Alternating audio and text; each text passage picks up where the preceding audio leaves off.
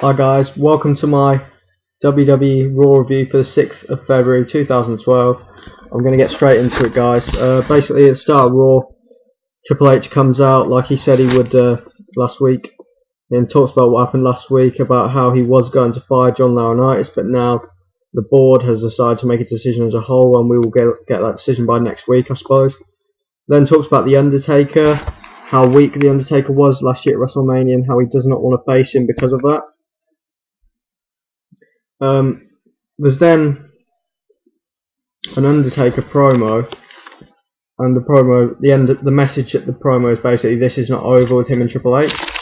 So we've got one guy saying they're gonna face each other at WrestleMania. We've got one guy who says there isn't. If I had to say, I'd probably say they will face each other, but I don't know. Then we had Daniel Bryan versus The Big Show. Daniel Bryan came out with his girlfriend AJ for the first time in a while.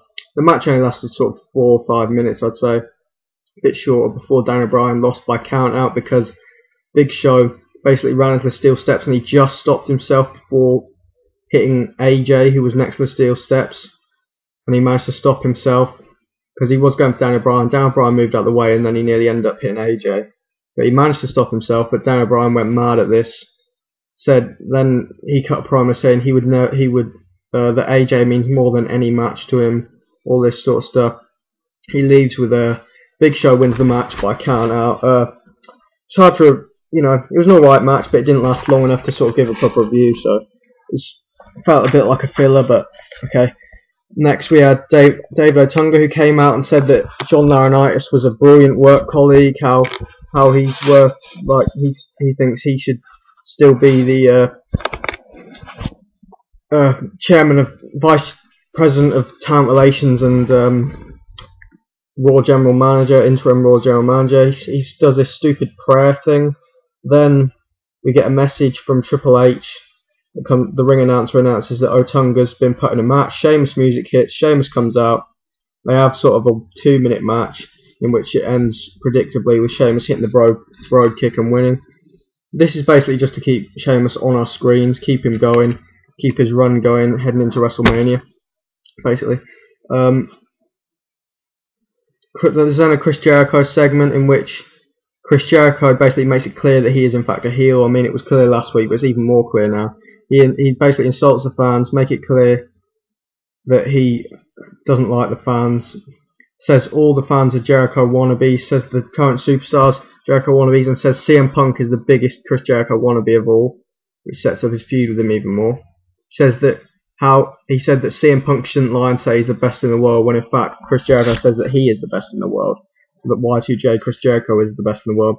He goes on about how he was the first ever undisputed champion. I remember that back in the day, Vengeance 2001. Shout out to any of you guys that saw that pay-per-view.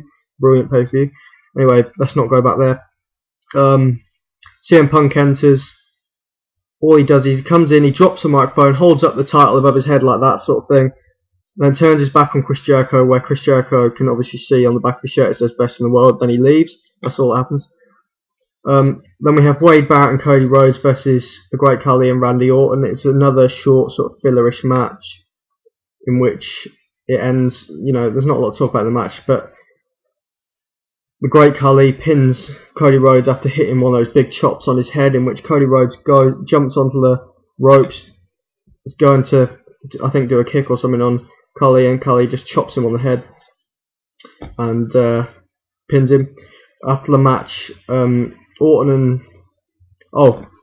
just as the match is starting, by the way, they've promoted Orton versus Daniel Bryan, which will be on SmackDown this week. So if any of you guys were thinking about watching SmackDown, it's definitely going to be worth watching this week, which should be Daniel Bryan versus Randy Orton. That could be a good match.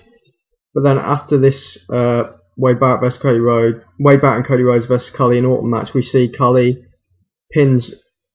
after Khali pins Rhodes, he gets RKO'd by Randy Orton, and they were falling out a lot in the match, so it was sort of predictable. So Randy Orton gets the last laugh as usual. The John Cena video, this big babyface push sort of video, gets aired again, in which we see how John Cena works hard for the company. Okay, the first time I saw this video I found it fairly boring. I mean, I've seen it about 4 times now. They air it like every week. It's getting a bit boring now. We then see the Rock vs Cena WrestleMania poster, and they sort of promote that. We then get an 8 Diva tag match. Kelly, Eve, Alicia Fox and Tamina versus Beth Phoenix, Natalya and the Bella Twins. It ends with Tamina pinning the Bella Twins. Not a lot to say about this match, guys. Wasn't really paying too much attention. It only lasted about a minute. So you can't really review a match that short, I'm sorry. But, you know, filled the time. We then have, it shows a clip of The Rock on NBC getting interviewed, which is pretty cool. We then have Triple H and John Laurinitis have a segment in which John Laurinitis gets kind of annoying in the segment, but it's alright. And it talks about how, it says about Shawn Michaels will be coming on Raw next week, which is cool, and it leads into what I think will come at WrestleMania. Shawn Michaels will be the special guest referee for a Triple H Undertaker match. It could well happen. Could well happen, guys. John Laurinitis suggests John Cena versus Kane in an ambulance match. Triple H sort of agrees, so I think we'll be seeing John Cena Kane in an ambulance match at Elimination Chamber. That'll be a good match. It should be a good match to end the feud. We then get to the 6-pack challenge, in which the winner of this match will be the last entrant in the Elimination Chamber match for the WWE title. So we have R-Truth versus The Miz versus Chris Jericho versus CM Punk versus Kofi Kingston versus Dolph Ziggler. It's a, it's a good match. It doesn't. I'd say it lasts about. I can't remember how. I've just watched it. I can't really predict how long it lasted. It was probably about 10 minutes. I don't know. Probably a bit shorter, guys. I'm not sure, but it was a good match. Quite a good match for what it was. I mean, they tried to keep all the big superstars away from each other, like we never had Jericho and Punk fighting, sort of thing, because WWE wants to keep people wanting to see that Elimination Chamber. They weren't going to give too much away of what was going to happen. What we did see happen was R-Truth went for this. He sort of jumped out the ring and went for the Miz, and it looked like a real injury. I mean, only a minor one, but he got taken out of the match. I do think he would be fine by Elimination Chamber, but it did look like a unplanned sort of thing, but I don't know. Chris Jericho, we get later in the match, he wins after CM Punk hits the GTS on Dolph Ziggler, but then Chris Jericho pulls CM Punk's pinning Dolph Ziggler. He gets the 2, and Chris Jericho pulls CM Punk out and then throws CM Punk on the announce table, and then he goes and pins Dolph Ziggler, so he wins the match. He sort of celebrates, holds the WWE title for a couple of minutes, and that's pretty cool. So Chris Jericho's got the upper hand in this feud at the moment, so he will come in number 6 in the Elimination Chamber match. And to me, it's only either him or Punk who is going to win this match and then go into a feud at WrestleMania. We then have a very short segment right at the end of Raw. Kane talking to Eve.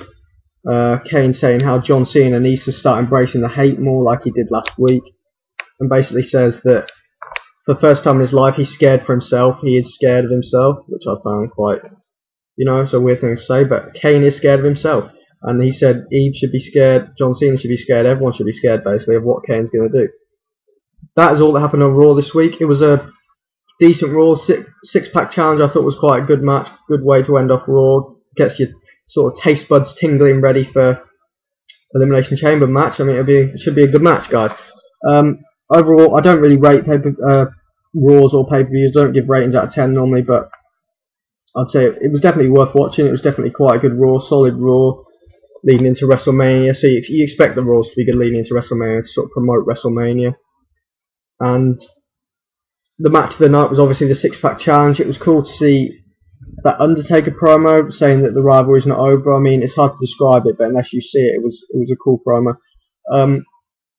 So in summary of the card, Big Show beats Bryan by count out. Sheamus beats Otunga with a bro kick. Barret and Cody Rhodes lose to Khali and Orton. We have the 8 Diva tag match in which Tamina pins the Bella Twins. We have the 6-pack challenge in which Chris Jericho pins Dolph Ziggler. And that is the end of my WWE Raw review for the 6th of February 2012, guys. Please leave a comment. If you liked the video, give it a like. If you didn't like the video, give it a dislike. And please subscribe if you want to see videos. I'm going to start doing SmackDown reviews as well, so you should be looking forward to that Friday. Raw Review it Friday. That's when it airs in the UK. And basically, guys, thanks for watching. I'll see you again soon. Thumb up the video if you like it. Peace, guys.